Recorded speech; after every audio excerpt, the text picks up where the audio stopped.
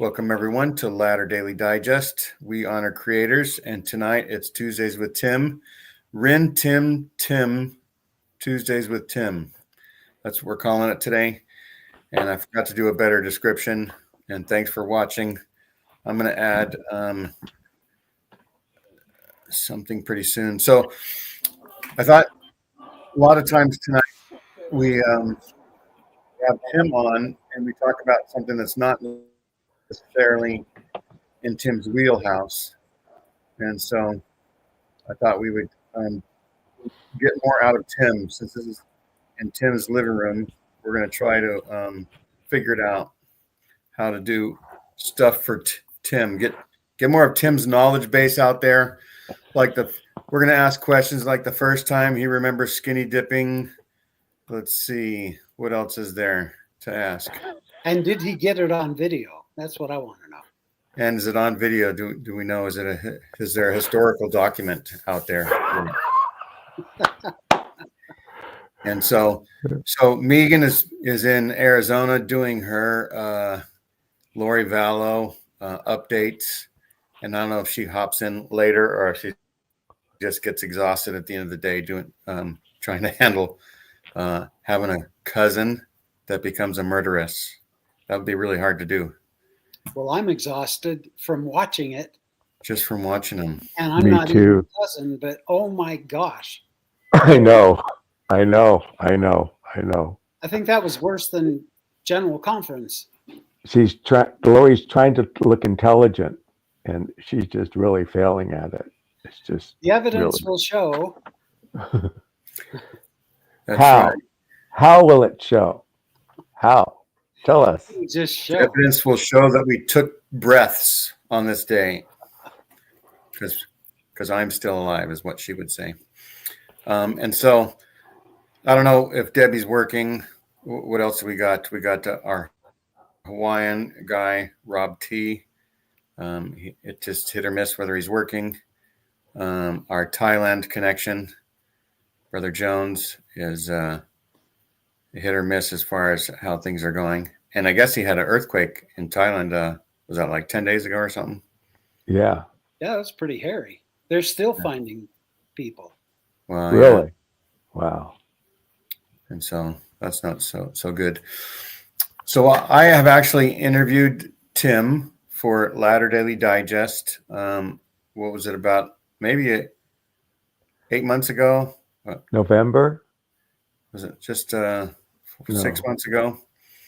And we found out about where Tim grew up in different places, and also his mission in Germany. Maybe we could start out by some of your German remembrances. So what section of Germany is it, and how many German missions were there at the time? 4. 4 missions. There was North, Central, West, and South. There was Hamburg, Dusseldorf, Frankfurt, and Munich.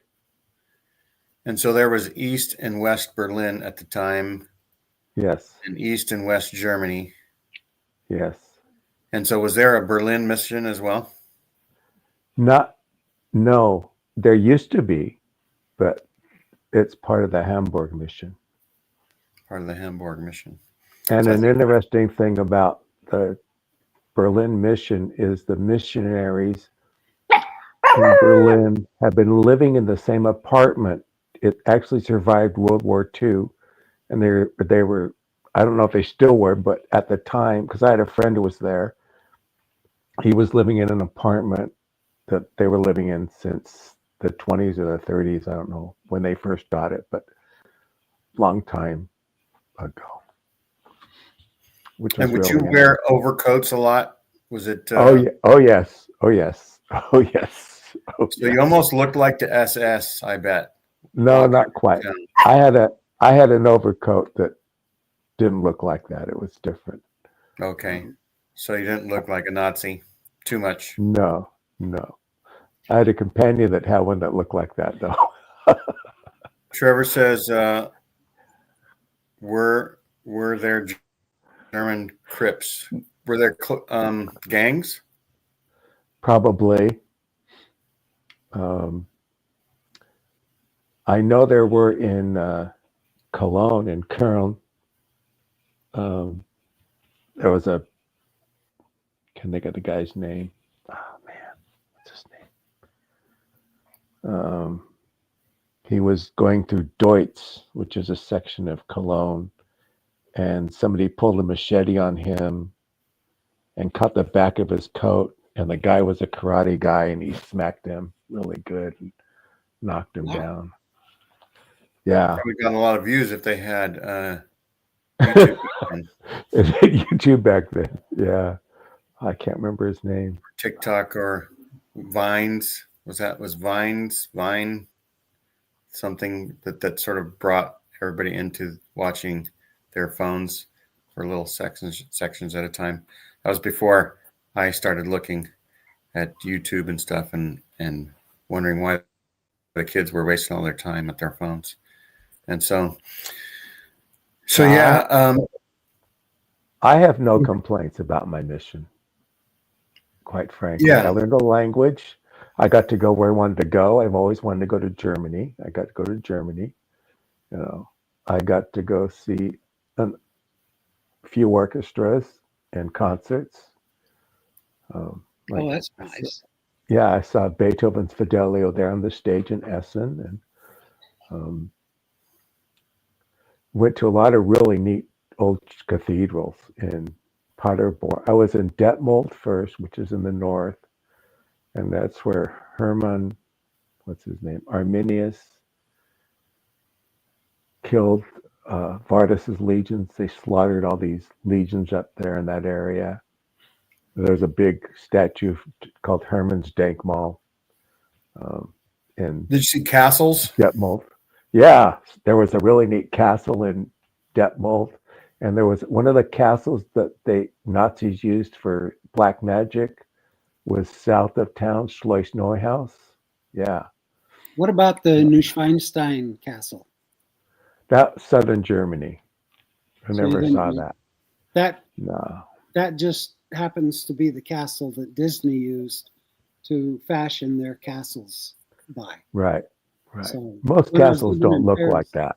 Most when I was- castles don't look like that. Yeah. That I When I was saw. living in Paris, we got to go. Just a couple of buddies and I drove to Garmisch, Germany. Yeah, Garmisch. Yeah. Yeah. Germany is probably one of the most gorgeous places I've ever seen. Just incredible. Yes. And the streets are clean. You don't see litter laying everywhere.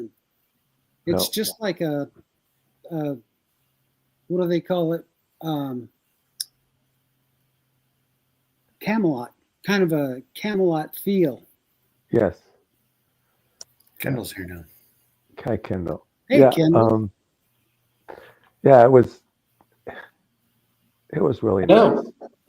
You know, I mean, for me being a military nut, you know, the Brits had a base there, and they had their big chieftain tanks. They would drive them out on the lorries and take them out and do exercises.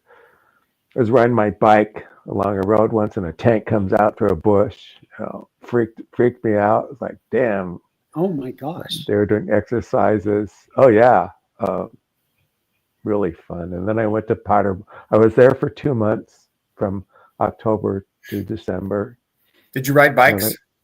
We rode bikes. So you could be like in the countryside riding bikes and then like pull off for a second to relieve yourself and stumble upon unexploded ordnance. Well, dang, you've got a creative mind, Gene. There you go. That's where I went right. I went right to that because Right we're in Germany. Ordnance. Well, I can get there, but not yet. Okay. Not yet. But we did do that. But we usually go into the forest. The forests are planted, and they're like, the trees are like 3 or 4 feet apart in rows. And you walk into a forest, you walk 4 or 5 feet into a forest, and it's almost pitch black, even during daylight. Trees are so close together. Wow. Yeah. I really loved the first Joint Mission. And then I went to Paderborn, and I was there for 8 months. And they have a really beautiful cathedral in Paderborn. And yeah, Can we- well, we tracked it out a whorehouse in Wow, Detmold, beautiful. I want to see that. and another one in The whorehouse. Paderborn. Well, There's they gave us reason- an there's something address. called the missionary position, and Warhouse Well, have something to do you with know, it. you're doing street contacting, and somebody gives you an address. So you go to the address, and you knock on the door, and you figure out what's going on the first time. And then what happened the second time was like, okay, it's a joke. So Well, did you get any baptisms out of that? no.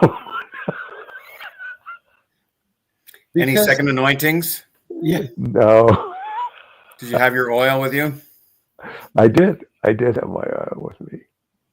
Yeah, the first family that I taught was English, and they were baptized after I left in Detmold. And then in Paderborn, we baptized this kid, a couple of kids. Well, they were adults, 18, but they were young, our age. And then I went to Essen for about the next 8 months. And in Essen, they found an unexploded bomb they were digging out. Now they have a completely underground railbahn streetcar system. And they were digging and they found a huge unexploded bomb, and they blew it up when we were there. Wow. It was exciting. There was There you go, Gene. and there was an old Greek Orthodox church on the north of city center that was still ruined from the war. There were a lot of places that were still damaged from World War II even then.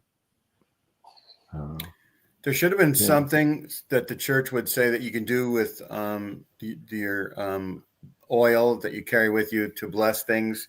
You could bless. There could be an ordinance for blessing ordnance, so that it wouldn't explode until it was taken care of.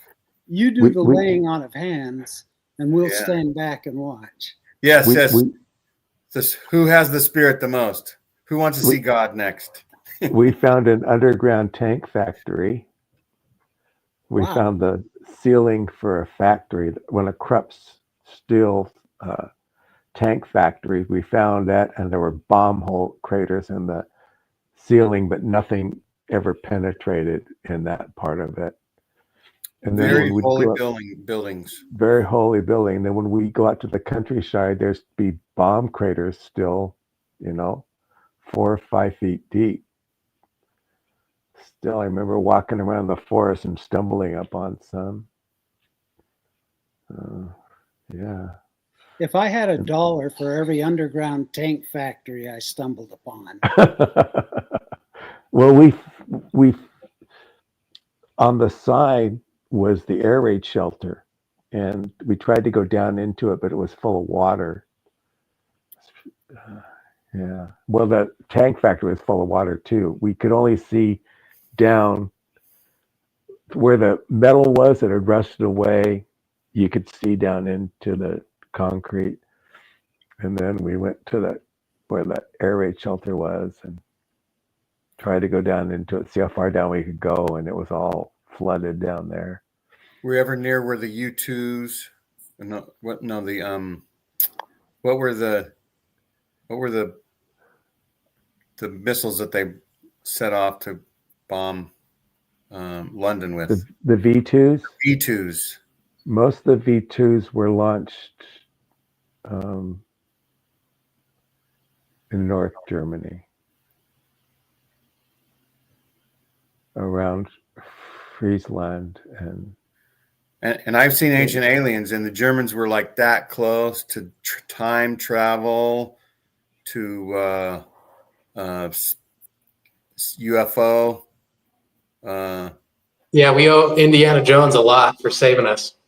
Yeah, for finding the Holy Grail. Right. The Germans came that close to almost every important artifact ever imagined on Earth. We should have just gave up and said, "You guys are fascinating. Just go. Just do that technology." Yeah, right. It's always the Germans that, they're reverse engineering the UFOs and doing all this technical. I guess Germans are just a brainy people. Apparently, if Very you can build a smart. clock, you can go to the moon. But they It's- over-engineer things. Their engineering is good, but they over-engineer things. Really? Oh yeah, unnecessarily. Yes, yes. When you compare the Mauser rifle to the Russian rifle was simpler and didn't have a lot of moving parts, and the German rifle is smooth and has lots of moving parts. A lot of places But to break. well, not just that, but freeze in the wintertime. The bolts would freeze. They couldn't open them because it's a two-step part. I remember seeing something like cuckoo clocks, but there was a German thing where a prince would come out and trumpet what time it was, and they would have things moving in and out of a building. Was a whole like cuckoo clock, one whole building. Did you ever see stuff like that? That's in Munich. That's in the Marienstrasse, Marienplatz, I think. There's Yeah, lots. I did get to see that after my mission. I did.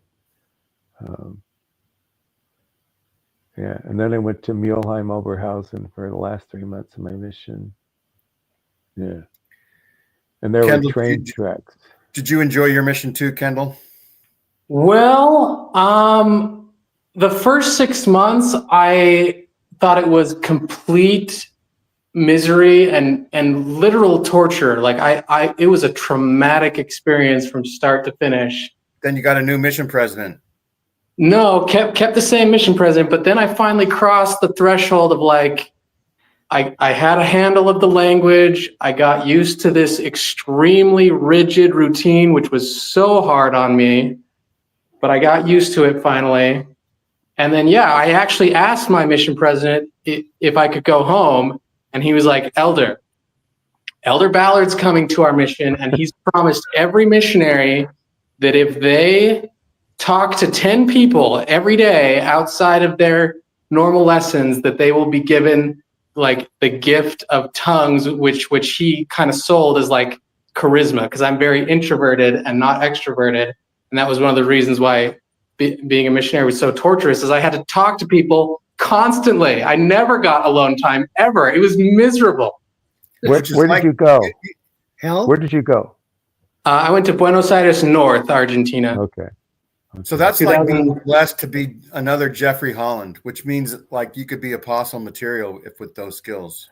Yeah, no, like to be completely transparent, like I wanted that because like I wanted to be like a general authority. And so here he was saying like, hey, if you do this, you'll be, charismatic and people will like consider you a leader because you can like speak better and not be afraid of people. So I was like, okay, I will talk to 10 people every day. And after like 4 months, I actually became like the best tractor in the mission. And my mission president like used my openings for like trainings and stuff, because I came up with all this like clever ways to start a conversation. Like, go ahead, ask me if I'm Mormon. They would say, are you Mormon? I'd be like, no, I'm not Mormon, but he was a prophet in this book. And let me tell, just like funny things. The Holy Ghost, he was offered a top spot in an advertising agency or to become the Holy Ghost, and he picked the Holy Ghost, but he was equally talented in that way. Yeah. That's what I heard. So anyway, I really do attribute to the mission, like my ability to be extroverted, which has blessed my life extensively. So I had a love-hate relationship on my mission. Like it was really hard. It was really bad. I definitely should have like had a psychologist in the first 6 months, but they just said, tough it up and, be a man and God will bless you. Just pray harder, have more faith. But I eventually got a lot out of it. Okay, there's a couple of questions in Tim. I want to answer, let me see. And we'll get to conference, even though every other show has done conference as far as I know. Atalani Did the lack of baptisms affect our testimony? No, it did not, because we were told that we were seed planters. We were told that our mission was to plant seeds for the It's a future of the numbers church. game. Yeah. If you make Yeah, cookies or do a good deed, those people will become Mormons someday. Yep. I mean, we had a lot of family home evenings with what we call popcorn Indian food. We'd make popcorn for them, and we did things at the chapel. Lamanite food, you mean? Yeah, no, we call it Indian food because Ah, the Germans are interested in Indians. they So, don't know the lingo. no. Well, and Tim, because I was diagnosed with FKS, fat kid syndrome, I want to hear about the food because Oh my God. I You're freaking talking love about German some food. of the best food I've ever had. When I was in Paderborn, Sister Howe had all four of us in Paderborn. And every Wednesday we'd go there for a meal. And I tell you, those were some of the best meals I ever had. I ate everything. Like gourmet restaurant quality. Oh, yes. She was a great cook. She was a great cook. That's a Yeah. testament to patriarchy. And even, I mean, we had enough money to buy enough food. I mean, I was living on what, $125, $30, $150 a month. And I could get my candy and I could get my food. And Candy? You got candy? hell yeah. German chocolate. Yeah, I was addicted to this stuff, man. Swiss chocolate. Oh yeah, God. that's the best. Oh my God. You're talking. Oh man, I stuff never that- no, tried no. chocolate till I tried European chocolate. Oh, See? man. Yeah. Yeah. In Paris, they would sell it in the subways, and it's that melt in your mouth kind of Yeah. amazing. Yeah, we had the gift of tongues, by the way, Kendall, on my mission, cow tongues, because that's the only meat we could afford. We instead of hamburger, we'd have to grind up a heart or a tongue. We wouldn't grind it up, but we'd have the butcher grind it up. So Lingua. yeah, lengua. We had hamburger. Whatever. We What's we could afford hamburger. We could afford In steak Hamburg. occasionally. Well, no, but yeah, we could go in and get a pound of And hamburger. Frankfurters in Frankfurt. Well, And see, we have that's all these the thing. non-German You- food things. When I was in Paderborn, we drive our bikes home, and there was a Schnellimbe, a little roadside Wurst stand. They had a hot dog base, well, a sausage, and you get pommes frites, French fries with mayonnaise, and their mayonnaise are different than our mayonnaise. They're so much richer, so richer, and every night we stop and that was because you don't eat dinner, you eat breakfast, and you come home for lunch. You go out at night because Germans only eat Abendbrot, an evening meal, but they don't eat a big meal at night. And sometimes people would invite us in to eat with them, and sometimes they wouldn't. But So when's on the the way biggest meal? home, What time of the day? during the middle of the day, Like noon. 1:00 in the afternoon? Yeah. So you had German chocolate cake. What about German pancakes? Yes. Potato pancakes. Yes. Yeah. See, at this point, I think you're just bragging now. You had candy, chocolate, and we were eating bullfight. Yeah, now I want dessert. Oh, that was a nice torta, a kirsch, a cherry torta, or something like that. Yeah. Ooh. Yeah. The members fed us well. Investigators fed us well. Do They have play good a cheese? trick. Pardon? There's a cheese question. Oh, what's the cheese question? It says, what about the German Oh, cheese? the cheese. Oh my God. Limburger, one of their cheeses. Probably, Cheese. but I like Munster cheese. I just got some Munster cheese the other day at the store. The cheese was good. Everything was, I mean, it was so wonderful. I mean, I ate really well. Okay. And I did put on a lot of weight because I was riding my bike for the first year of my mission. But, yeah. Yeah, it's hard Yeah. to get fat on a mission because we were No. walking everywhere, and Now, one thing I didn't do was I never approached people on the street if we were walking. If we were doing a street board, like in city center, talking to people, I talked to people on the street. But like, I guess some missionaries approach people on the street. You don't do that in Germany. There are things you don't do. And you do not approach people about anything on the street. You knock on the door, or if they come up to you and ask you a question, but you do not approach them because that's bad news. because they think you're out to Do get 'em. something. That's right. I mean, we were accused of being CIA, FBI all the time. People thought we were. Oh yeah, CIA. I got that a lot on my mission. You're with the CIA, Yeah. the CIA. Yeah. I had a blonde companion, and everyone thought we were Starsky and Hutch. And Starsky and Hutch was so big, Yeah. And That we was went that- along with it. Yeah. Yeah. And you wore Miami shirts. Well, But, yeah, no. Like I said, all in all, man, I had a good mission president. My mission president, President Perker, was a German soldier during the war. He was in the mountain troops, the Alpine troops, and he was on the Caucasus Mountain looking down at the oil fields while his buddies were getting slaughtered in Stalingrad. He was looking down on the mountain fields, and he was a medic and a forward observer. And they put him on a train. He got captured, and they put him on a train to send him to Russia. But because he was a medic, he got to go back with the wounded to Germany, and that's the only thing that saved him. And he would tell me war stories. When I'd go for an interview with him, I say, "Tell me about the war. What was it like for you?"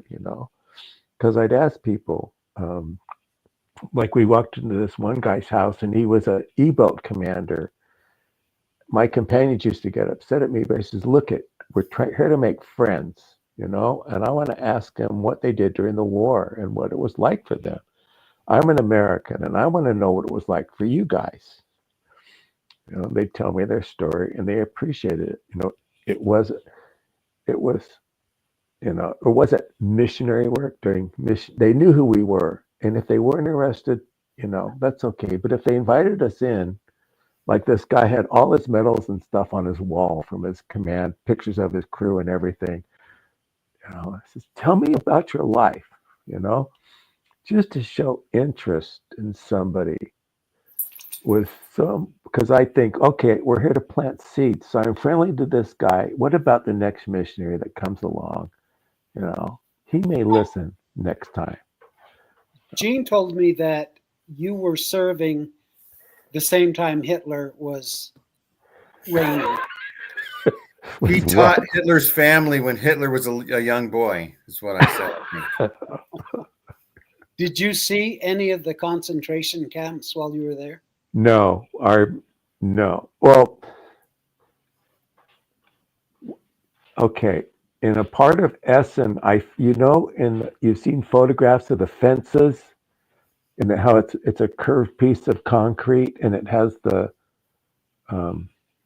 insulators on the side of the fence, on the side of it's like a cane, and it's got insulators on it where they run the wire through for electricity.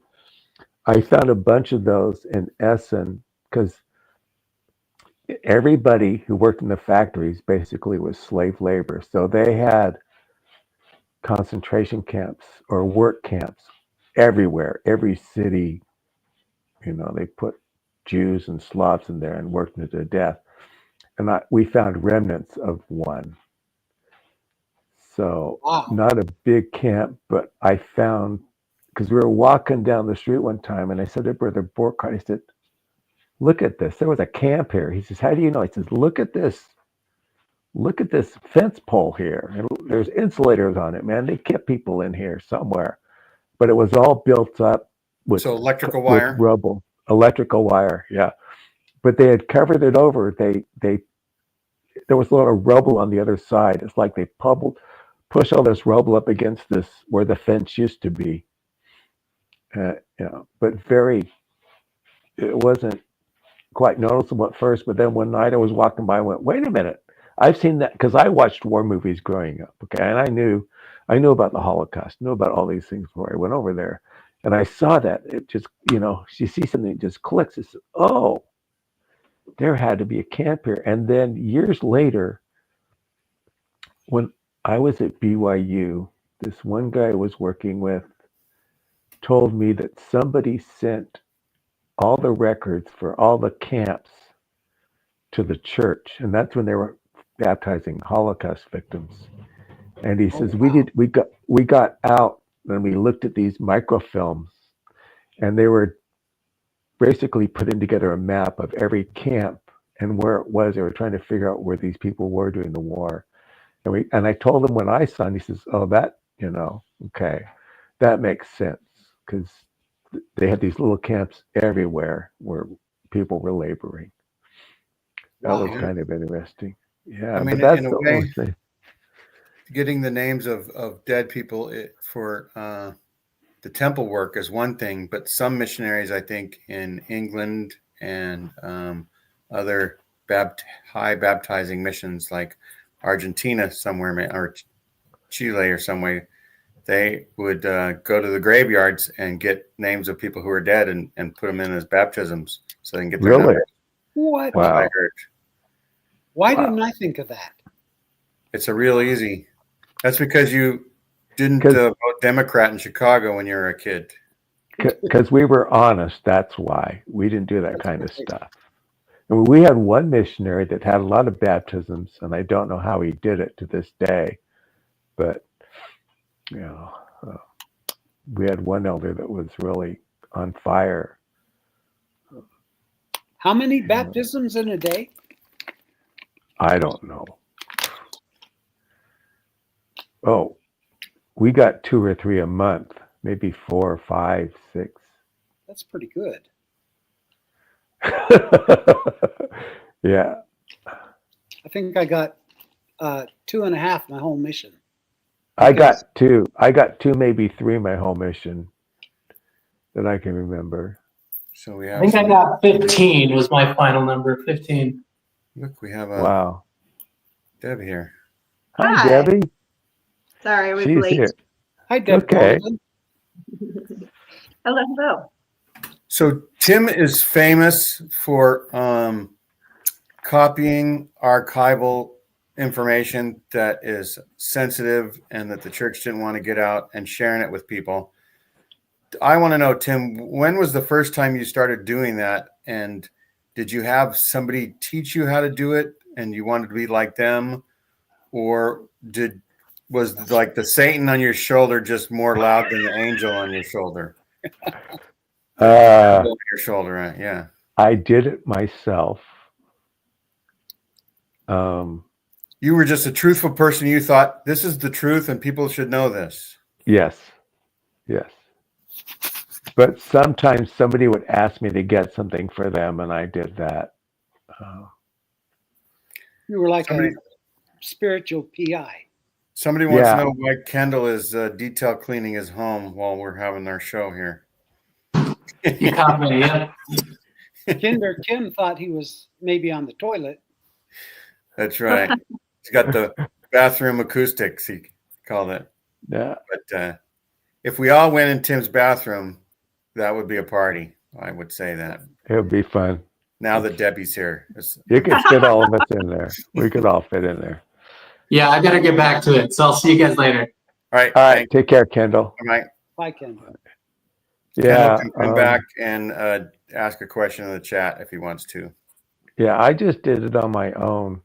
I wanted the staff to do research, so I just started copying stuff. Do you remember like the first one? Did you feel nervous? I always felt nervous. No, not always. That's not true.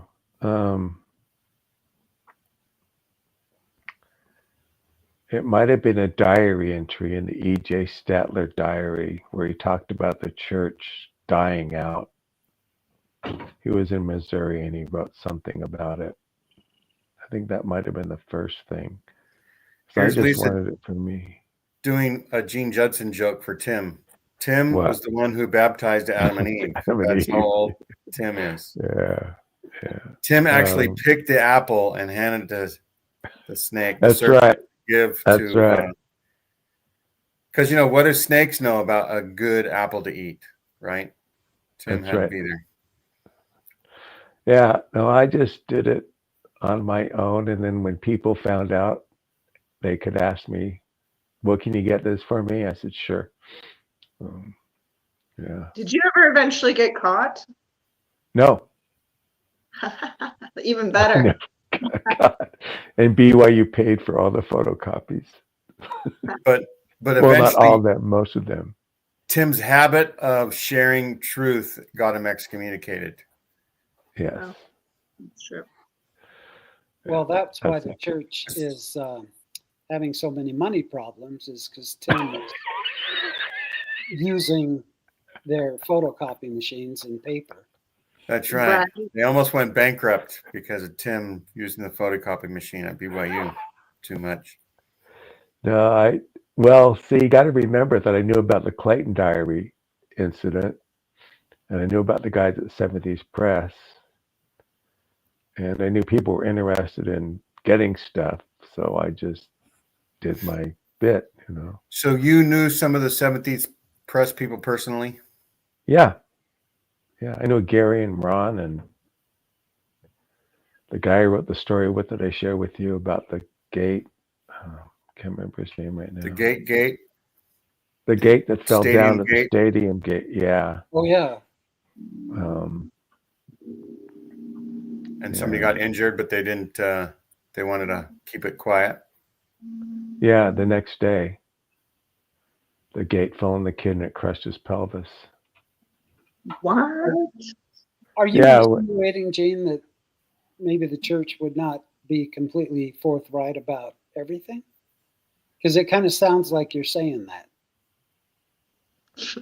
It's sacred, not secret, Randy. Well, see, I think I worked for the grounds crew at first, and then I went to the archives, and then during the summer, So you were dealing with dirt the whole time on all those jobs. I was dealing with dirt, though. And then I went to work for the ground crews sometimes, I think, for a while before. I was between jobs or something. There was some reason that they couldn't have me, and Dennis said, why don't you go back to the grounds crew and come back in a couple of weeks or something like that. And they had just finished rebuilding the stadium, and it was Friday before the game, and this huge gates came rolling out and just fell over. There was nothing to stop it. There was no gate stop. And I saw it, and the next day, Saturday, was opening game for the season, and the gate rolled out and crushed this poor kid. And when I found out about it, I says, who's his lawyer? And I called the lawyer up and I said, this is what I saw. And then we did the article for the 70s Press about it. And they were trying to find out who did it. Everybody asked me, do you know who did it? Do you know? I said, no, I don't know. See, there's kind of a recurring theme here, and I'm seeing it. You're digging for, you find underground tank factories. You're finding, you're digging all this dirt up and stuff. You should have been an archaeologist. Right? I look at, I had a job at La Brea Tar Pits when June of 73, before my mission, we moved to Colorado in July. And I had a job at La Brea Tar Pits going through the dirt there. So I was an archaeologist for a few days. That's right. In fact, Tim was actually there when the first dinosaur got stuck in the tar pit. That's right. It was my buddy. It's my Triceratops. Sarah got stuck in the.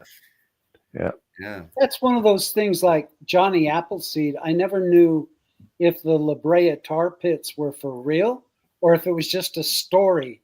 Like Paul Bunyan and Johnny Appleseed and Daniel Boone.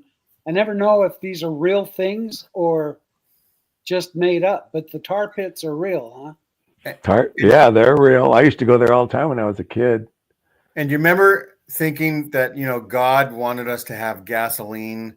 So he, for billions of years, created dinosaurs and plants and stuff so that all that stuff could die and be in the earth.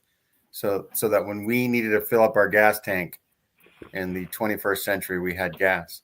That's how smart God is. That's crazy, Gene, because the earth is only 6,000 years old. Yeah, but if you're liberal, if you think that it could be periods of time instead of created over days, 7 periods of creative stuff, time that was periods. On other planets. There's that too. Who was that? The first 1,000 years, the second 1,000 years? Who wrote those books? Skousen, because he would say that all the Earth is created from these other planets that apparently God put dinosaurs on so that there could be oil, even though it's not the dinosaurs that do the oil, it's the plant material. But it's still fun to say it's the dinosaurs that we're using. Well, where did the tar come from in La Brea? Is La Brea a town? No, it's a portion of LA. Well, what does La Brea mean, Randy, if we only knew somebody that spoke Spanish? I know, right? And I speak pretty good Spanish, but I have no idea of what La Brea means. All right, hang on. I've only heard that. Alexa, what does La Brea mean in Spanish, in English? La Brea. Mija in Spanish. La Brea. Mija in Spanish. It's mija. What is that? Interesting. Mija? I've never even heard that word either. I haven't either. So it's a mystery, but I think Alexa was hallucinating. You said we could ask Tim anything, and I think the tar pit question was a pretty legit question, where the tar came from. Under the ground. See? There's that. So there used to be a big civilization, and it was around that area, because I remember hearing people say, "What in tarnation are you doing?" And so they must have been talking about that civilization that created all the tar. Well, let's tarnate. And then when they made more, they reincarnated. I don't even believe in reincarnation, so.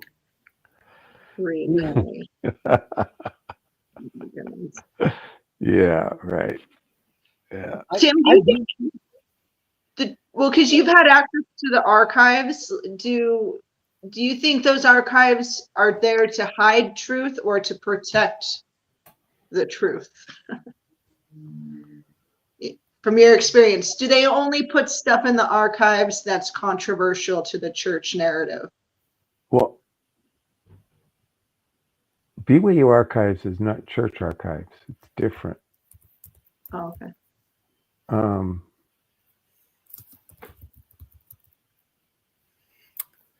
The only thing there that I knew about that was not to be open for a long time was what was his name? La Brea means the tar, is what Google Translate says. This author, he wasn't Mormon, but he wrote about the Mormons. I think it's O'Day. And his diaries were restricted because he got into some really wild sexual stuff in the end of his life. And he Did it wrote have a to lot do of with tar pits? I don't know. And then there was one other collection that wasn't supposed to be open until 2020 something.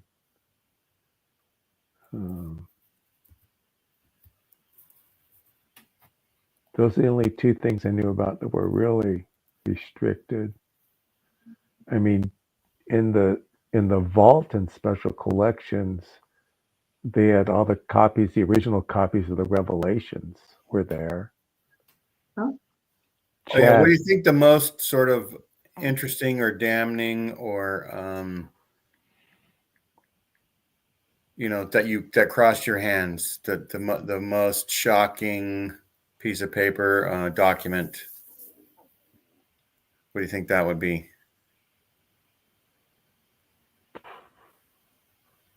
Or just one of them?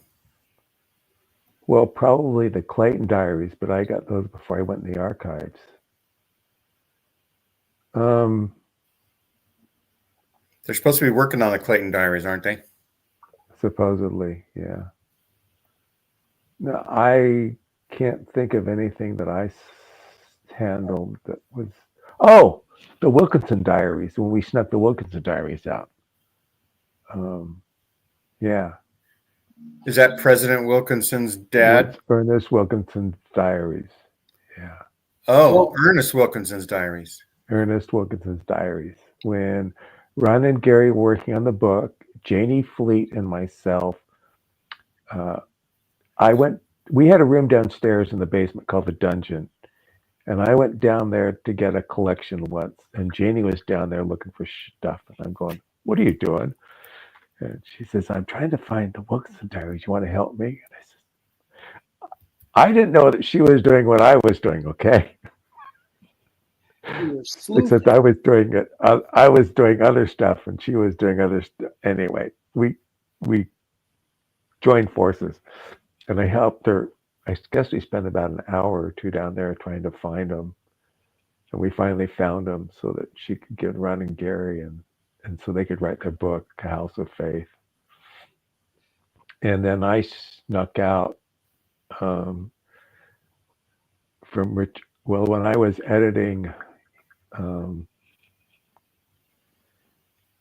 Marvin Hill's article in the Salamander issue of the BYU Studies, I was checking his footnotes, and Richard Anderson had a copy of Lucy Mack's History, and I borrowed that and made a copy of it and put it back, and that got given to Gary, who gave it to Lavina, and now you guys have got the copy of Lucy Mack's History that came through me.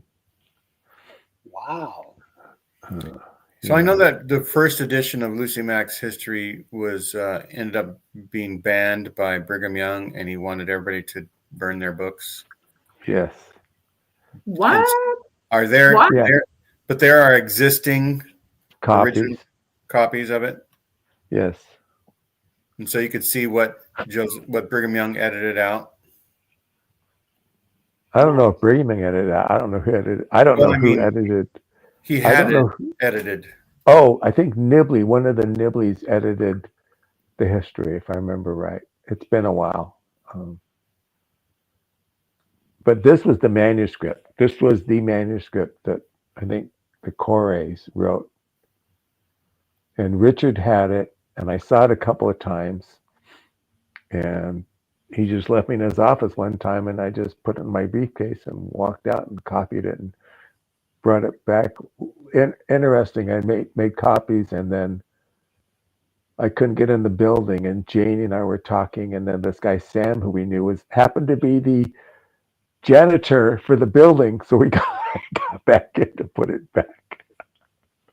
He had all the keys to the kingdom. The universe wanted it done. Okay, That's almost like Harry Potter's invisibility cloak, is to know the janitor. exactly. Sam was kind of drunk. He'd been drinking. We ran into him, and I said, He was imbibing in the sacramental wine, the leftovers. I guess. Yeah, he was a little red, and he was just walking around campus. He was going to work, and we saw him. And he says, hey, I got this problem. Can you help me solve it? Oh, I've got the keys. I was like, oh, shit, man. This was meant to be, That's So awesome. I have a spiritual question, because this is Ask Tim Anything, right? And so I selected a Bible verse out of 1 Timothy. I think it's 15. First, let me check real quick so I don't. Because get Tim wrong. wrote that. It's in That's right. For the New I- Testament. 1 Timothy 6:15 and 16, and it talks about how no man can see God. No man can lay eyes upon God the And Father live. and live. So what's the deal with Joseph Smith? How did he get over that little issue? I'm asking I for don't a know. friend.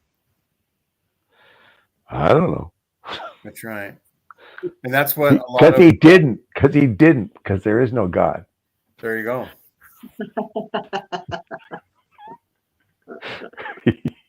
There you go. Easy enough. It says no man. It doesn't say a woman. So Debbie could see him. Maybe Debbie's seen him. Ask Debbie if she's. I can't tell you the secret. I figured that. Oh, I have one other question that's really important to me. Gene, I sent you over Messenger, not in this thread, but in your personal thread, a picture that I wanted to show Tim. Okay. And I was wondering if you could throw that onto the screen. Let me see. When did you send it? Oh, right there. Oh, yeah. Yeah. I need an explanation Take me a second. because it's kind of driving me crazy. And I like Kinder Kim said Joseph Smith did die eventually. So that's what is missing in 1 Timothy is that no man can see God and live a long life, right? It just took a while. It had to wear Some monk wear took in. that out of the scriptures. goodness. Okay, Share there's his screen. picture. Share So screen. So I saw this picture that I sent to Gene, if he's able to get it up on Coming here. up soon. And I tried this myself, and it's true, and it works. My big question is, how? Okay, if you put a towel up to a mirror, you see, and I had Amanda take a picture like this of me. How does the mirror know what's reflecting? How does the mirror know? Because you're blocking yourself with the towel. How does it know what to reflect? That's a real thing. And I don't know. I don't get it. And I thought if anybody knew, it would be Tim. Kind of unknown. No idea. So I saw Snow White, and apparently you can ask mirrors on walls questions. So maybe, Randy, you need to say, mirror, mirror on the wall. Who's the Well, fairest of them all? Whenever you want to summon a demon, you have to go in and look at the mirror, like Bloody Mary or Candyman or. You know, I see this picture, and I imagine Randy as a doctor with like the mirror on top of his forehead. Right? Yeah, I need to get one of those. But isn't that crazy? It is. Like I never thought about it until I saw this, and now people are starting to experiment and finding that it's true. And I had a man take a picture, and it's true. It works. And there's no other mirror in the room, correct? That's the only mirror. There's no other mirror. It's blocking your entire body. How does the frickin' mirror know? Because you're light. We tested it. True. Because you're light. Your energy is picking up your energy. Because my last name is Watts. Yes. Why does it work for other people though? I just don't get it. Refractive. I I don't know. Yeah, it must be reflective light. Something. That sounds. It knows. Well, okay. I have no idea. It knows. Well, now I guess I'm gonna have to try that. Everybody at home. Me too. We all got to try it this week. Okay. We're gonna have all the millions in our audience write us. Mirrors without viewing. Good, Trevor. Good, Trevor. Good, Trevor. Yes, it is viewing remotely. That's funny. Yes. God, damn it. That's cute. That's cute. Yes. Goodness. Remote. remote Sure. viewing. Tim, what was your favorite talk at conference? Did someone already ask you that? I Oh, yeah, didn't okay, let's listen go to to there. conference. I didn't listen to conference. You listened I to a know recap, I'm sure. only one Oh, okay. for I think Anderson's? RFM. Well, yeah, that too. Yeah, that disgusts me. But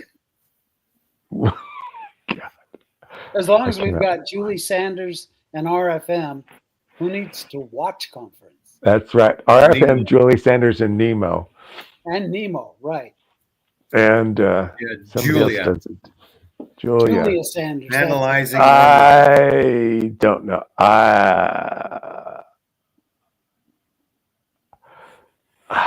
I don't know. I don't know. I don't pay I'm attention. impressed you stay away from that. I'm very, very, very controlled of you, Tim. You know what I've noticed I is that on conference weekend, now that I don't watch general conference, I don't get as much sleep as I used to. 5 hours nap. I don't know. I'm beat Sunday evening. By Sunday evening, I have to go to bed early. Well, it's general conference or Ambien. They both work about the same. Magically. So Or one read thing his that's interesting, Book of Mormon, too. Just open that up. You'll be asleep in like one chapter. I think they've lately been ending the Saturday session like a half hour early. I guess that's because they want the men to go home and help make the donuts. Is that after the priesthood session? But I understand that the last session on Sunday, the afternoon session, ended a little bit early. Wow. And so all I Hey, can think is those Q15 guys are so old. They're like, get me the hello out of here. Yeah, Well, they can't remember- stay up that late. It's physically impossible. They But probably maybe they remember- monitor is like when more than 7 of them seem like they're nodding, they just end it. But Just remember when it used to be 3 pull the days? curtain. 3 Remember days, when yeah. it used- remember those days when it was 3 days, 2 or 3 days? Yeah. Sheesh. Who could even do that? Well, Who they was have young women's and primary and young men's the first day. Well, they had regional reps and mission presidents on Thursday, and then Friday they do all the auxiliaries. I never got invited to those other ones. Saturday you do conference, and Sunday. Oh, yeah, And I regional reps remember, before the area authorities came out. yeah, and I think they used to have a primary conference. I remember driving through Salt Lake in the summer sometime, and there was some kind of a conference going on in the tabernacle when we visited there. Hmm. Some primary thing. What in the tarnation were they thinking? They wanted meeting you to death. So Tim, were you the one that commented that, or somebody said that like they would hold conferences? There was a conference in June after the very first founding of the church, and they would hold conferences because there were no like church buildings at the time. Right. They would pass around and try to sell Books of Mormon. Yes. And then they would try to sort of meet up whenever they could, but there were no meeting houses. There was no anything except for the missionaries would hold their own like prayer meetings, I guess, or whatever. And so they would hold conferences so that if there were a few dozen people within carriage ride away and they would probably hold it like in the open fields, right? Right. Under some trees. Well, they were doing the same things that the circuit preachers were doing. They just go from place to place and preach. Right. However they were doing it. Right. Yeah. Were women welcome? Of course. Why not? Because it just would not surprise me at all if it was just a men's thing. That women would be in the kitchen cooking. Making donuts. The men with the priesthood would. But we're talking not non-members. Non-members. And back then, Randy, the women had to, clean their men and drag them to church in order to get some That's religious right. to them, so they wouldn't become drunkards like Joseph Smith Sr. That's right. Whip a little religion on them so they wouldn't ruin their families. Well, Yeah. and if you're gonna get another wife, you gotta bring out the fresh meat. That's how that works. You wouldn't want those women hiding out. You gotta, parade them around and see who's looking good this year. So, what was the worst crime Tim ever committed? Uh-oh. So, my favorite thing is people have said, like, when I am going after a job, they say, "Have you ever been convicted of a felony?" And I'd always say, "Not convicted."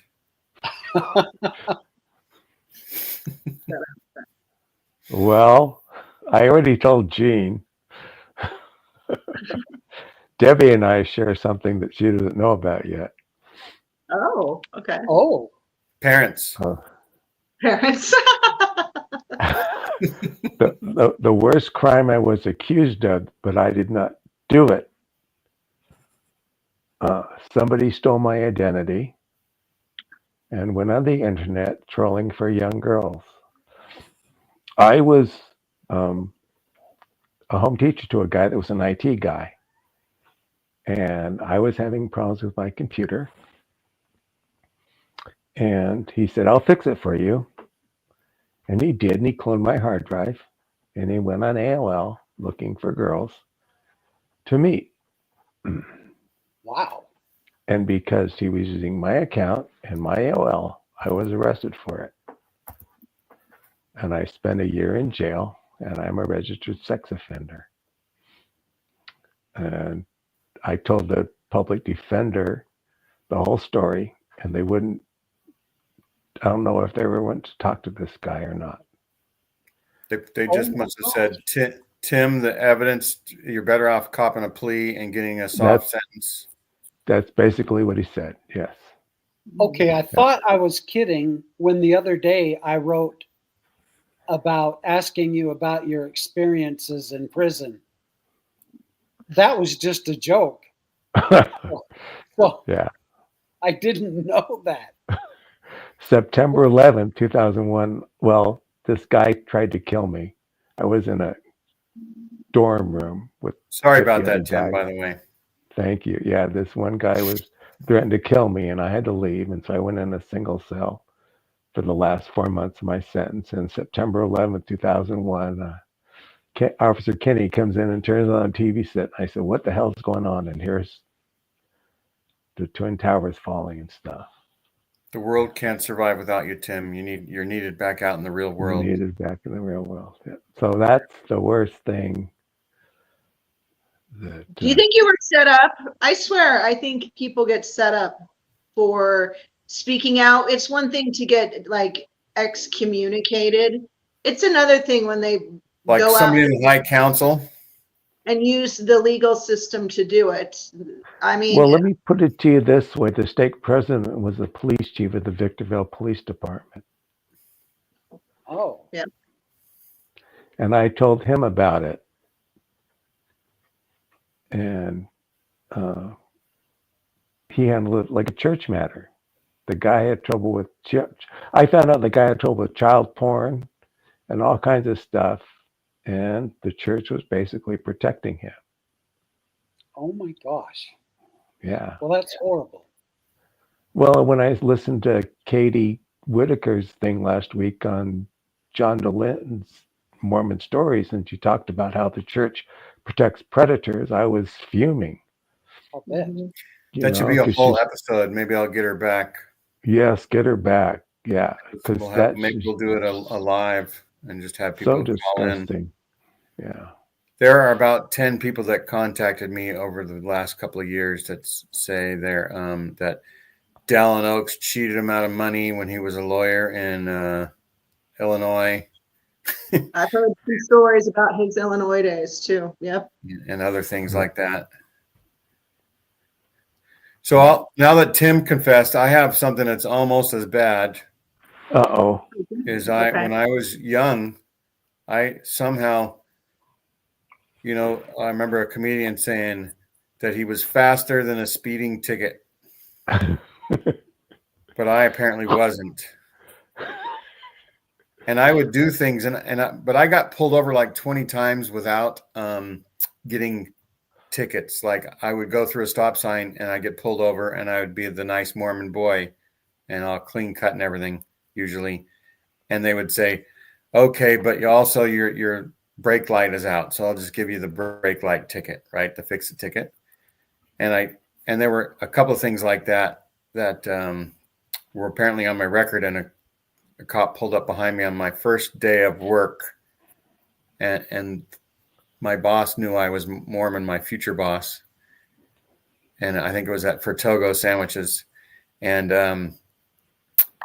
I got put in jail. I guess I had to park my car at the gas station that was right there on the corner, and then I got put in jail in the jail cell at the city hall for about 4 or 5 hours until my mom could come and get me. Told my mom could scrape together $12 to get me out of jail or whatever it was. But then later on that afternoon, I went to my boss and say, sorry about missing my appointed schedule. I was in jail, and he laughed. It was the funniest thing he ever heard. This clean cut Mormon boy missed his first day of work because he was in jail.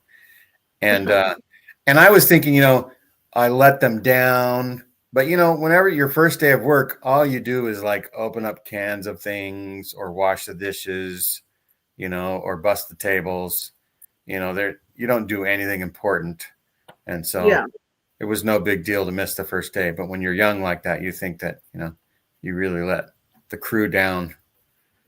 But anyhow, that was my time in jail. I need to answer some questions here. Okay. About the guy that framed me. I don't know what happened to the guy that framed me. He got his second anointing, I bet. So he's probably in an emeritus general authority. Probably. He's somewhere doing something. Those people don't change their spots. No, they don't change their spots. I have no idea.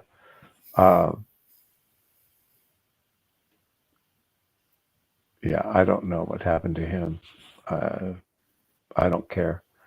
Well, I do care, but a lot of anger. I mean, you must have a lot of anger about that. I do. I harbor a lot of anger about that. Yeah, a lot of my anger towards the church is because of this. I'm with you, Tim. That's what Tim and I share, is that deep-seated anger for getting wrongfully accused by bullshit people doing bullshit things. Bullshit things.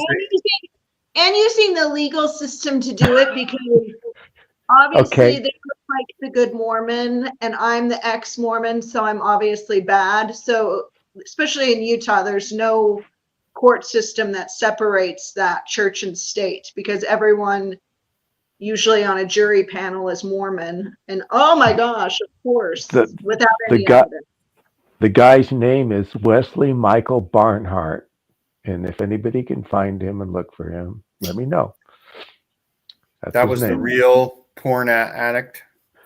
Oh, yeah. So you have a name, huh? Oh, I was his home teacher. Fuck. Oh my gosh, are you kidding? I was his home teacher. I was told to reactivate him. Yeah. Yeah. Can you imagine?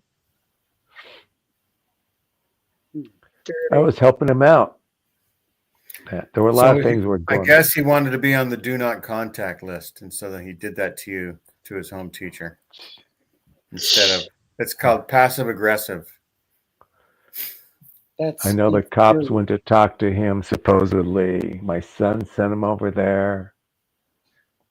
I don't know. Like Gene said, the public defender said, look, they've got you. They don't care. Sign the deal and get on with your life, which I did. And I got screwed over because of that too, because when you're on parole and probation, they fuck with you any way they can, even if you're a good guy.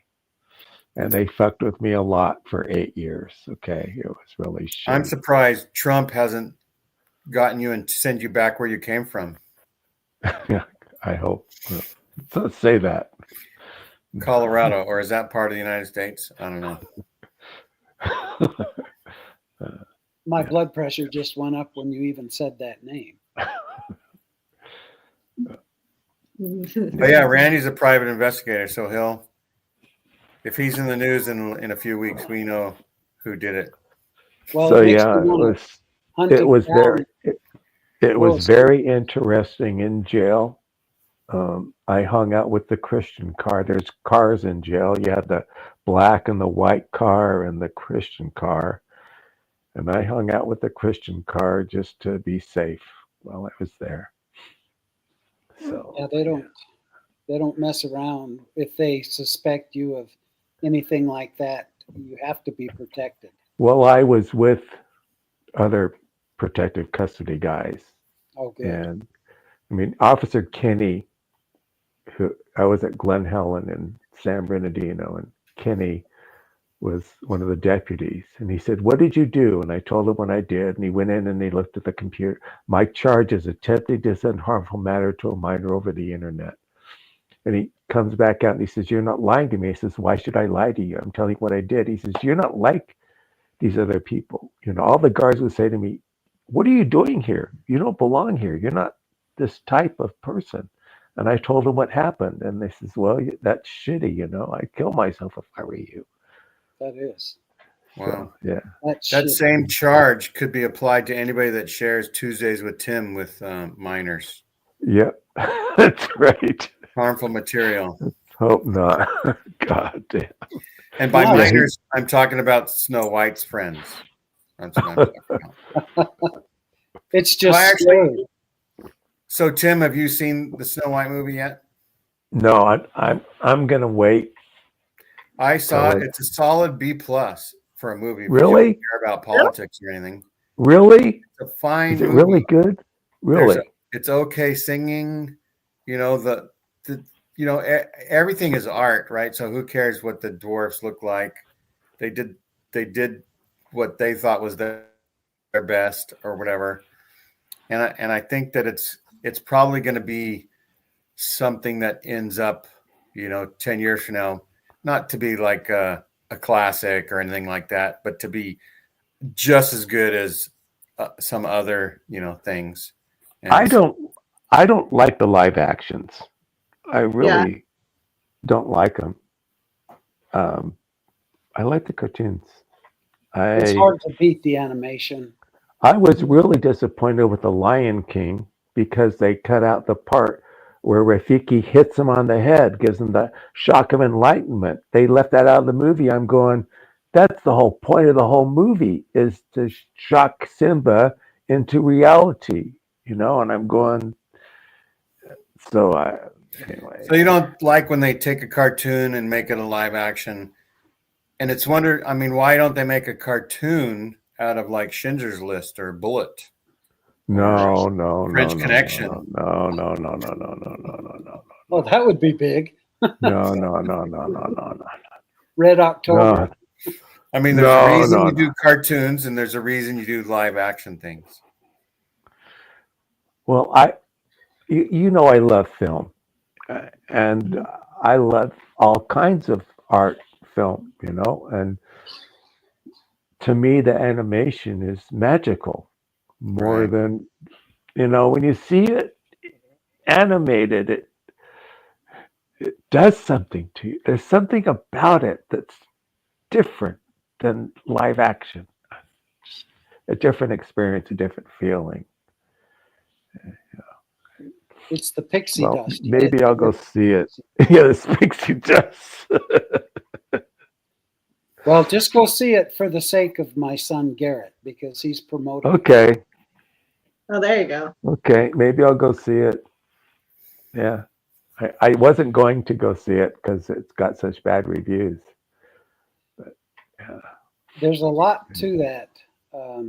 And you get the theater to yourself. That's the other thing, is you can do Whatever you want. whatever you want. Bring your girlfriend to the theater. That's And what I was going to do say. I'll whatever. take her to the theater and we'll do whatever we want there. There you go. And afterwards, they'll have somebody clean up after you. They'll bring the crew in. Well, depending on, how much fun you have. That's right. Depends on how Yeah, much don't fun. completely come out on us.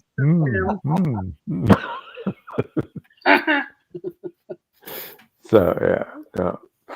Oh, maybe I will go. So what else do we want people in the audience to know about Tim? You wanted to ask about airplanes? Yes, we need to talk about airplanes. How old were you when you first saw an airplane for real or went up in the airplane? Probably 3 or 4. So you were was friends very with young. Sky King back then? Hell yes. What? My daddy had an airplane. What do you mean Sky? I didn't need Sky King. Your dad was Sky King. My dad had an airplane. No, it was So where were you living when your dad had an airplane? West Los Angeles. We had a Cessna 195 at Santa Monica Airport, and we had sailplanes. He was a member of the Douglas Soaring Club and another soaring club. One soaring club had a sailplanes at Elsinore, which is east of Los Angeles by Riverside, and then El Mirage, which is north. El Mirage is just south of Edwards Air Force Base in LA. And we'd go there. We'd go to church. And back then, you had the 3 meetings. You had priesthood, Sunday school, and sacrament meeting. And we go to Sunday school, and sometimes Dad would pick us up, and we'd leave from church and go out to fly in the desert to go sailplane flying. I accused Tim taught the Wright brothers. I accused my parents of conceiving me in the back of an airplane, although it's not true. But my older sister, myself, The Mile High Club. Gaga about it. Yeah, right. We're gaga about airplanes. I mean, it's my first love. I always had a conflict between the church and my love of aviation and the military. Always was fighting between those two, between my mother and my father, because my dad wasn't active, and Dad was the fun airplane stuff, and Mom was going to church, and I wanted to please them both. So do you remember when the movie 1941 came out? I sure do. I was in Colorado Springs. I saw it with that was a funny movie. It was a funny Jim movie. Belushi was in it. It was what's the name of that company that makes it? Christmas Vacation. National Lampoon, right? Mm-hmm. And the interesting thing is that it is actually based on a historic event in Los Angeles. The Battle of LA. LA.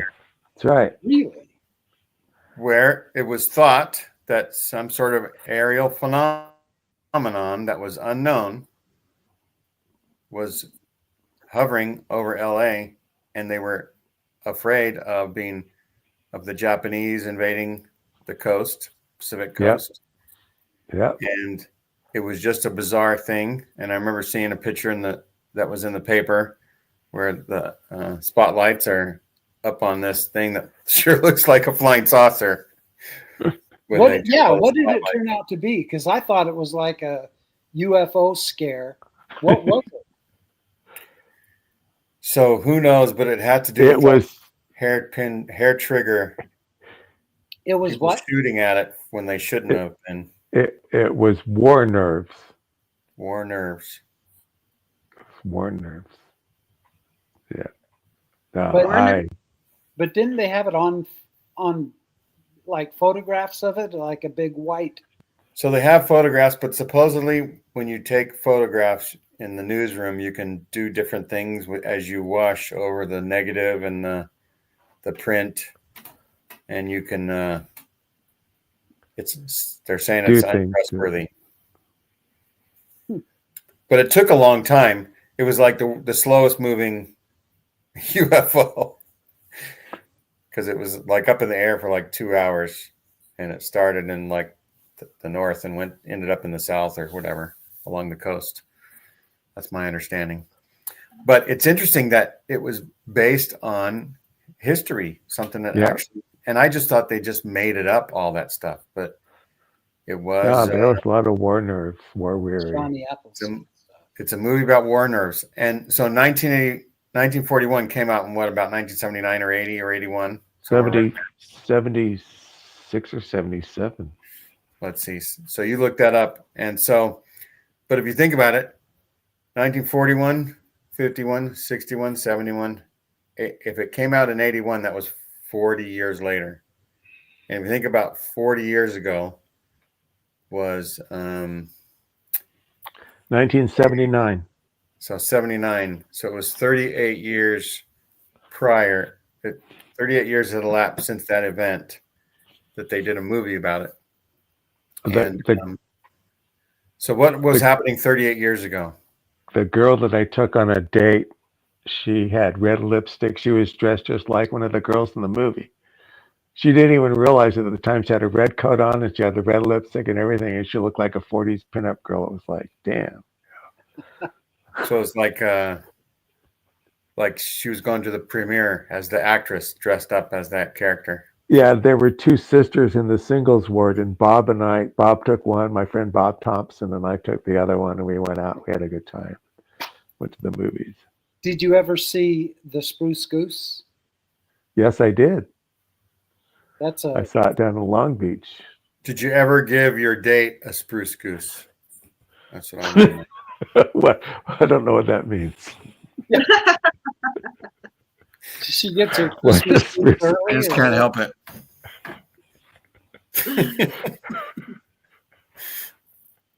That's if she's standing in front of you in line. Do you remember? It's like Dancer, the brown-nosed reindeer. Dasher stopped too fast. That's funny. Do you remember the whole deal about when Howard Hughes died? The Mormon Church laid claim to his fortune, saying that Howard Hughes had left his money to the LDS Church. Does that? Okay. My aunt was one of his secretaries in Culver City. My Aunt Rhoda was one of Howard Hughes's personal secretaries in Culver City. Yeah, I know about the Howard Hughes will. Yeah, I know a lot about it. Yeah. I remember the joke was I met his son. I worked with his son for a while here in Paso Robles and here in Bakersfield. He passed away during COVID, but I was working with his son on a project. So he didn't really leave his fortune to the church, right? No. He just hired half of the returned missionaries. His And fortune, the other half were hired by the FBI. his fortune is in the medical field. It's not in the aviation or the oil field. Howard's medical? fortune. Yes, that's where all the money is. That's what Andy Sapolo is Howard Hughes Jr.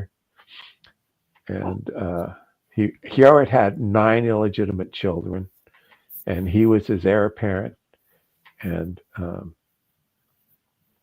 he was heir to the medical fortune. We were going to do videos and stuff, but he passed away, not from COVID, from kidney disease during COVID. Mm. Yeah. And he was the richest man in the world. And I'm talking gold all over the place. He took me to a building out here in Maricopa. There was an old bank building, and he opened the vault. There was floor to ceiling bars of gold. Oh, Howard Hughes stuffed gold all over the place, all over the country, and all these faraway places. And I didn't believe it, And then Andy he says, "I'm going to show you something." And we went, and these old locks on the safe, and he unlocked them, and he opened the door up, and I went, "Oh my God, you're not shitting me." I told you. Yeah. So we were going to do a project. Tim. Huh? Let's go digging. No, it's gone. It all got moved. When Andy died, they came and they moved it all out, because I went out there a couple of years ago to talk to the woman who's the caretaker there. And she says, yeah, when Andy died, they came and they took it all away. So Debbie and I are going to do a show soon. I don't know when, but it's going to be about rumors in the Utah Valley area, and Heidi Love is going to be the guest on that show because Heidi knows a lot of stuff. And I saw Heidi do a show with somebody else where she talks about the Mormon connection to Howard Hughes. It was And so she- good. It was so Wilford good. Brimley was one of Howard Hughes's bodyguards. Wow. The actor. Really? Yes. But yeah, Debbie, that was a good show, huh? She spills all kinds of tea. She has the connections to bring it all together because it also goes into not only the The cult. political sphere, but the Mormon connection into that, like the politics of it and the mob aspect of it. Because there were definite ties between the Mormon church and mafia in some Mafia. regard. And the Yeah. occult. I mean, Yes. Heidi talks about how the temple pale ale and stuff is sort of like a calling to the higher powers to for the church to like store up energy or something like that. I don't know what exactly it is. It's a fascinating thought. well, it's like any occult practice, and people will say this exists like when you go to a concert. That energy in that room is being, it's creating more energy on top of the energy, and that's what people feed off of. And that's usually what makes a great concert, is when the whole crowd and the performer is into that ritual. So it's kind of the same thing as far as, especially when the temple endowment was live action and not as boring, when it was more acted out, is that it was creating, especially when they were doing the live acting role play, this energy, sexual tension, that people like say air. you can harvest for good or for bad. I love the live endowments. I love the Salt Lake and the Manti Temple live endowments. I just ate I those bet up. they get rid of that. They're not going to do live endowments at Salt Lake ever again. But Tim Manti was there for the cinnamon whiskey baths. haha. But Andy told me a lot of things about that also. What did he tell The you? stuff with the Mormons, and I can't remember everything, but there was some. Andy who? Because Andy Sapolo, who is Howard Hughes' son, because I was an ex-Mormon, he trusted me.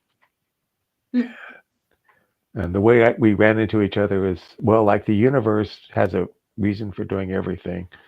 The way we met and everything. And anyway, but he told me some things like that also. I brought cookies for everybody. Oh, I got Tic Tac. Yeah. Anyway. So, What live session did you go to, Tim, that you found enjoyable? Because I was so excited to go to the Salt Lake Temple. Everyone. There was going to be costumes and beautiful Eve and, muscular Adam. It was just these people that were barely old enough to stand. Okay. When I go to the Idaho Falls Temple, I've got family members playing those parts. Oh, no kidding. No kidding.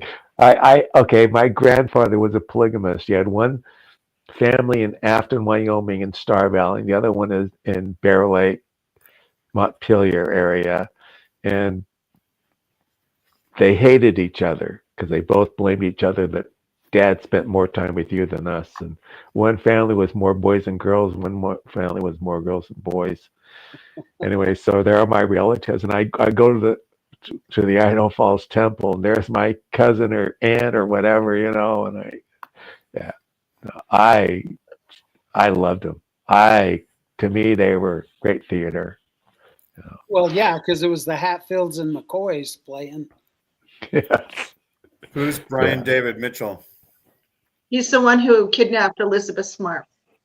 And he worked in the temple? Oh, really? Mhm. Wow. I didn't Yeah. know that. Probably if it was. When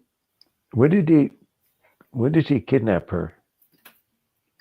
2004 or something. 2000. No. Yeah. Well, last time I was in the Salt Lake Temple was 2000, I think. So Brian David Mitchell, he would walk around Temple Square, right, and prophesy. Oh yeah. Really? I Well, don't he know. called himself like Emmanuel or something. He thought he was a prophet. So he went. That's the thing with Mormonism is if people go too far, like either you become, you leave and you become like an atheist or like a, non-denominational Christian or whatever, or you just find spirituality on your own, or you become like a total wacko who's like, okay, God's speaking to me now. I'm now the chosen one. Because I tell you, this valley is full of false prophets. Everyone's thinking they're the guy who Jesus is like hanging out in the living room. I mean, between, like, especially in the heyday with, Bateman and Jeffs and Kingston and Rusty. I mean, they're all competing for the Lord's time. It's Just apparently prophesying everywhere, prophesying their asses off. The Lafferty brothers, Lori and Chad Daybell. right. Going back to this, going back to this energy thing, I had a friend who could actually see energy, and he told me that there was a pillar coming out of the Salt Lake Temple. So you could see this pillar of energy coming out of it. So that's there excess gas from flatulence.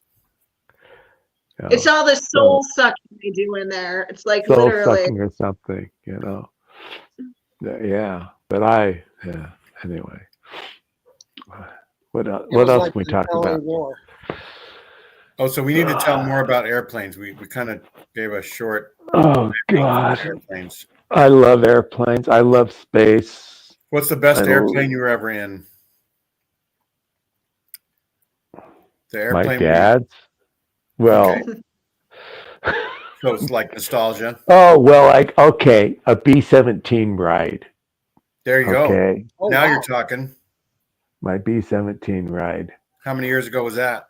It was April 2009. Yeah. April. Do they have like an air show? There's a video on my YouTube channel. No, EAA. My dad was a member of the Experimental Aircraft Association. He bought me a ticket, and Beth and I drove down to Camarillo to get my flight. Yeah, I finally got my ride in a B-17. Bought you a ticket on an aeroplane? Bought me a ticket on an airplane. But yeah, that's probably, that was, I have the whole thing on video on my YouTube channel on Credible Sport. My Credible Sport YouTube channel, there's a video of me, my flight there. That's cool. Yeah. And what's your latest fun ride in the airplane? I haven't been on an airplane for a while. Let me see. Oh, when I got riding a Stearman, a PT-17 Stearman back in June of 17. Yeah. Oh, and Elizabeth Smart got kidnapped June 5th, 2002. Okay. I was out of the church by then. Say the name of the plane. PT-17 Stearman. This is a trainer. 2-place biplane, open cockpit. That was fun. Oh, that's nice. Let me see. I've written in Cessnas and Beechcrafts and Bonanza, Cessnas. Hallie's got a question for me. What's your question, Holly? Come on, Hallie. What is it? Yes. Yeah. Well, find the picture of me in the sailplane, Gene. Find the picture I posted on the group chat of me as a hippie. That's me as a hippie.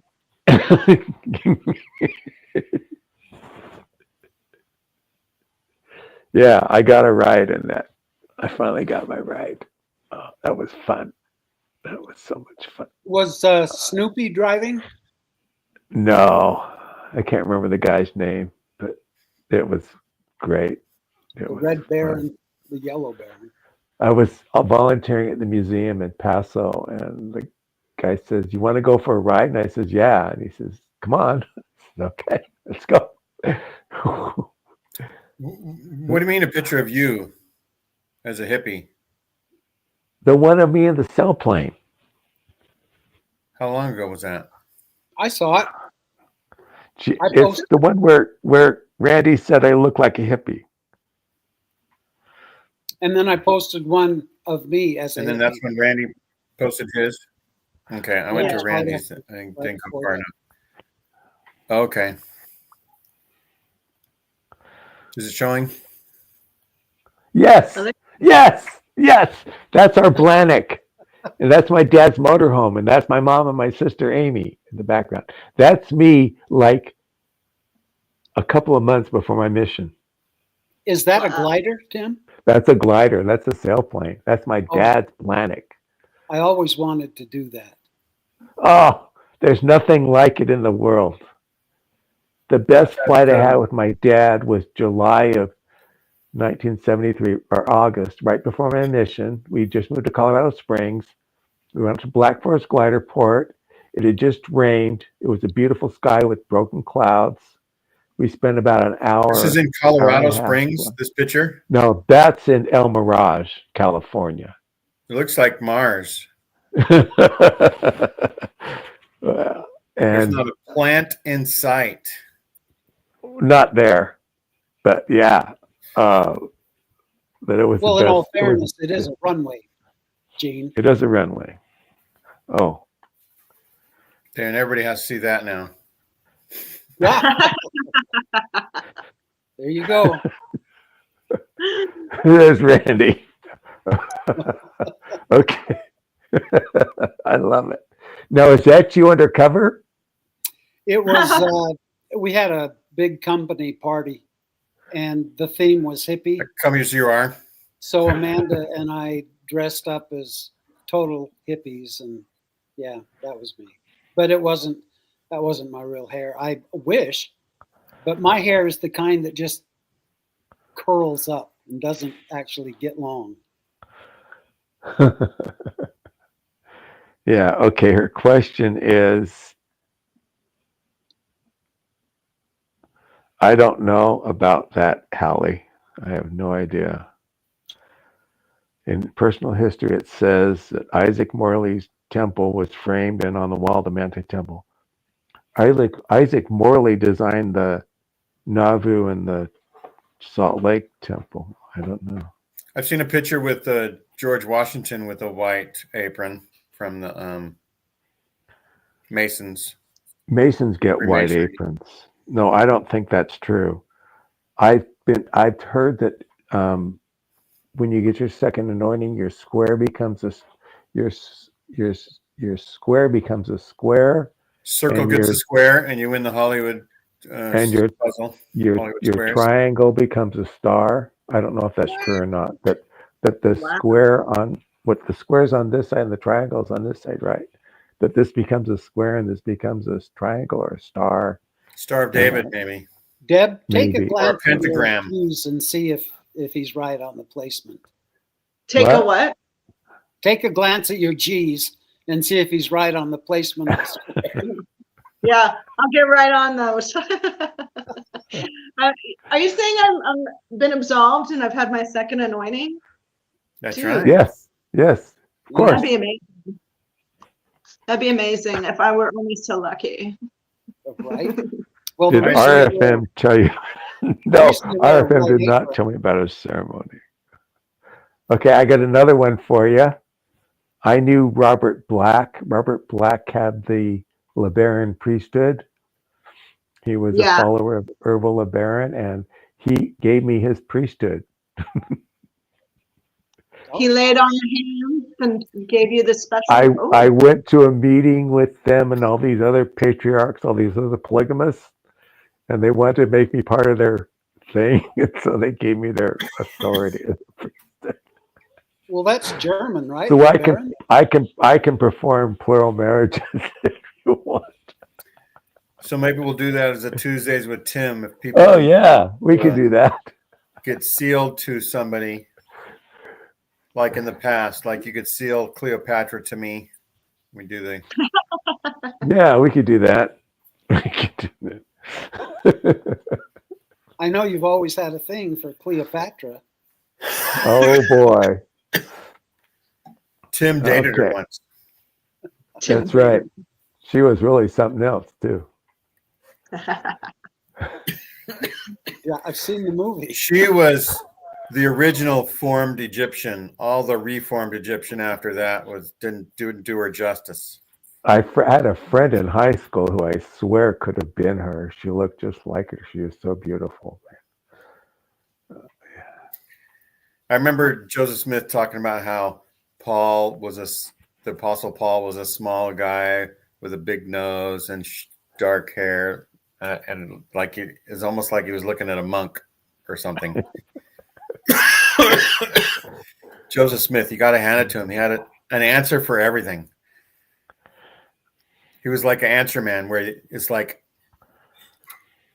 was never going to be the truth. It was always going to be made up, but he could answer any question. Of course, He was the original bullshit artist. Let's just be honest. I think he invented it. Like invented what? The art of bullshit. It was long before Joseph Smith, but he perfected it. Right. I have my BS degree. So, any other questions, guys, in the chat? Come on. So, Friday night on Mormonism Live, I told a story about this guy in my ward. Okay, there was this one sister who worked in the porn shop in Victorville, and she was one of the ones that we reactivated, she and her husband and her children. And she told me about all the members that were going in their porn shop. And You then mean adult entertainment.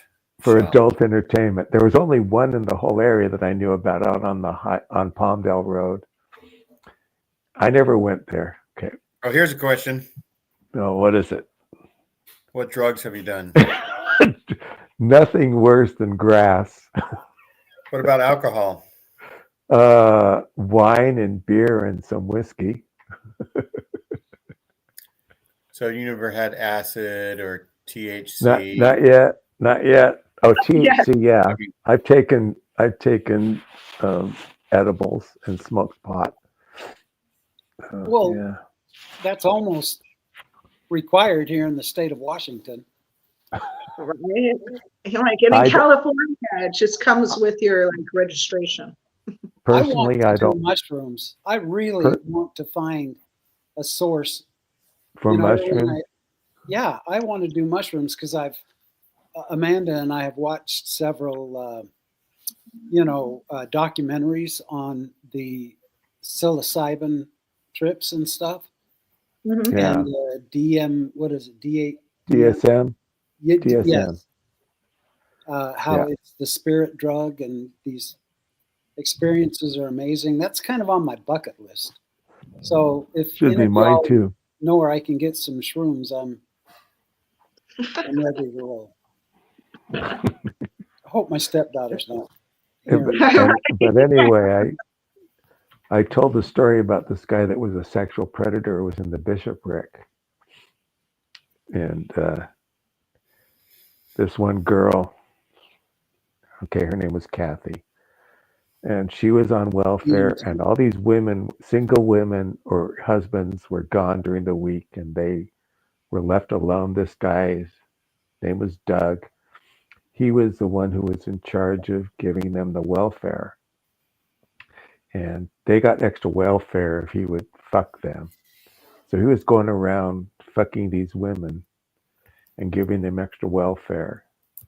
And I was the ward clerk when this was going on. And I was going with him to these families, and I didn't know what was going on until one of the sisters told, well, he was excommunicated. And I says, what happened to Doug? Because he was second counselor. I says, why did he what happened? And they wouldn't tell me. And then one of the sisters told me, well, Tim, didn't you know this was going on? I says, fuck, no, I didn't know that.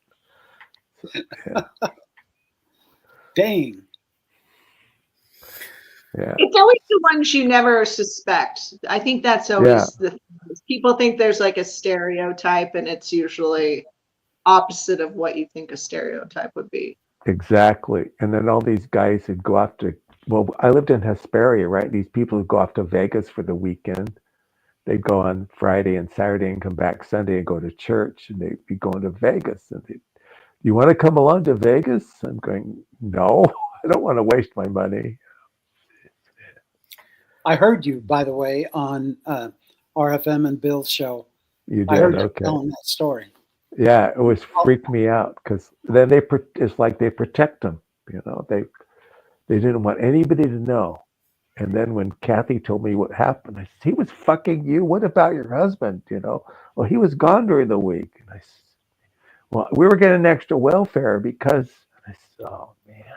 Oh, bad. It's like double predator. He's preying on already the vulnerable person, you know? Exactly. That's the double whammy of the ugh. He was excommunicated. I think one sister was just fellowshipped and the rest were just put on probation. I don't know what criteria or how they decided that, but you know. And I That's talked, right. and one of the husbands talked to me and he says, "Did you know this was going on?" I says, "I had no idea." You know. He says, "Well, I That's hope right. you guys can work it out." You know, but When that's crazy. when you were talking about the porn shop, all I could picture is someone walking in and here's all these videotape covers and pictures of women with their shoulders out, you know, just showing shoulders. Right. Mormon porn. Yeah. Well, the stories that Kathy used to tell me about the leaders that she knew from the stake going in there, and they tell her, "Don't tell them I was here." You know, she said, "Don't ever talk about this at church."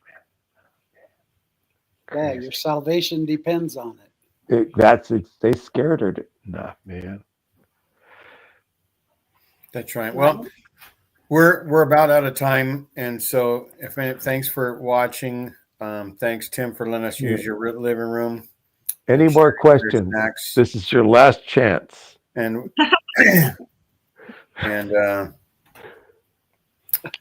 and you can ask next week as well. Every night, ask Tim anything. Any Tuesday, you can ask me a Every question. Tuesday. And so, thanks everyone for watching. Yes, Like, thank you. subscribe. The new thing is to say subscribe in the beginning. I've been hearing more and more people say it because that's the algorithm, and the algorithm says to do that. And so, but anyway, announcements are Ladder Daily Digest hit 250,000 views last night sometime at like 2 a.m. or something. It's not like I was awake or anything, but I'm just kind of like doing the math. Like and subscribe because we're all making a ton of money at this. Like, share, and subscribe. That's right. We need to support our habits. Yeah. $47, I think, is the monthly amount I get. And Wow, we're going to get rich. I'm paying everybody like $10,000 a month, and so I'm losing money fast. Oh, shoot. All the talent. Yeah, the first has gone by, and I'm still waiting on that check, Mr. G. Yeah, the check's in the mail. Oh no, I put Howard Hughes's descendants in charge of paying all you guys. So, and I have a recommendation. You have a recommend for a TV series. I saw it years ago. It's called The Leftovers. It's on Max. Oh, so you are recommending us to watch The Leftovers? To watch The Leftovers. Yes. Tim always has the best movie recommendations. I will say that. Well, I saw it when it was new, and I decided the other day to rewatch it. And I thought The Leftovers was the show that was the day after the baking. The Dale bread. What do they call it? The Great Bake Off. Sacrament bread that they didn't eat. Yeah. By the way, Tim, you should write an article about your BYU Stadium thing. And we already did. That was in this. And all this. It's called Stadium Gate. Ha I'm just saying. Holly said there's a new Handmaid's Yes, Tale. I know the Handmaid's Tale. I've been watching Lori Vallow yesterday and today, And I'll That's the probably live action version of Handmaid's Tale cartoon. Tale. Yeah, I know Handmaid's Tale started out hella. Yes, thank you. I know, but I watched The Leftovers last night, and I was gonna watch. I'll probably watch The Handmaid's Tale as soon as we're done here tonight. What do you watch The Leftovers on? It's on cinema. It's on Max. It's on Max. Okay. Yeah, that and Band of Brothers and The Pacific but all the HBO. Sopranos. Bunch of those are on there. Yeah. I'm waiting for the woman's version of The Sopranos called The Altos. That's good. Women of the Mafia. Women of the Mafia. All right. Thanks, everybody, again. Like and subscribe, and we'll see you next time. All Take care. Have a good week, guys. Bye, guys. Yep.